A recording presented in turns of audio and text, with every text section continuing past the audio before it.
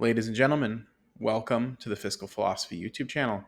Amazon stock's been beaten up pretty bad the last few days, dropping from around $200 a share down to the low 180s. The question on everyone's mind is Amazon undervalued here? Is this a buy the dip opportunity? Or is this a trap? Are things going to get worse for big tech? Is this a bubble? What on earth is going on with Amazon? Well, let's talk about that for just a moment. Amazon is, in my view, the most attractive of these mega cap, Mag 7, FANG, whatever you want to call it, those stocks at the top that are sort of driving most of the S&P the last few years.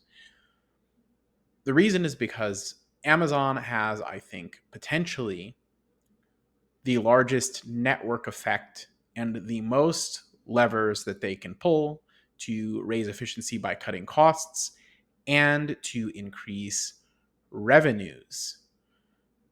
Speaking of revenues, Amazon's quarterly revenues have steadily trended upwards with intra-year fluctuations, of course, as they do better in Q4 with the holidays and whatnot. But overall, they have that nice up and to the right trend that we come to expect of these large cap tech giants. Now, is this sustainable? Well, maybe, maybe not. Their free cash, or rather operating cash flow, has similarly seen recent jumps. It seems like they keep setting the bar higher and higher for what they can achieve in terms of their operating cash flow. And operating cash flow is the line item from which you take off CapEx to get the free cash flow. This number going higher means they're doing more and more in their actual day-to-day operations. Now, with regard to the valuation of Amazon, we have a price to free cash flow of 38, which is a little rich, but a price to operating cash flow of only 19. And as CapEx sort of becomes a lower and lower portion of their overall revenue, the price to free cash flow should become much more attractive as time goes on and as they keep growing.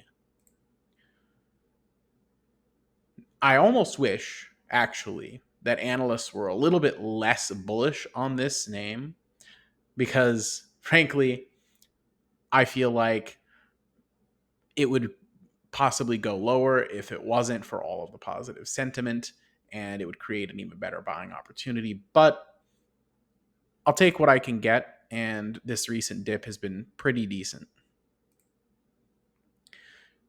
One little fun fact I thought I would share is they have over $283 billion worth of property, plants, and equipment.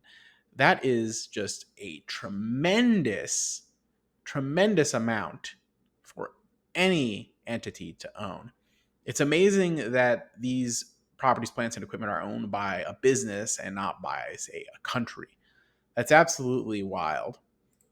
Now, as the sort of build out phase comes to a bit of a close with regards to Amazon, I do think we will see something along the lines of free cash flow expanding massively. So in the next 18 months to 2 years, I anticipate that we'll see their trailing free cash flow hit a level like what I've put in the model here, with continued growth of maybe low double digits, maybe not quite the teens, maybe just slightly below that, slowly trailing off into maybe mid to high single digits over time, justifying a fair value today, in my mind, in the low 200s. Obviously, today's price is a bit below that even, so I think there's a pretty reasonable margin of safety there with regards to Amazon.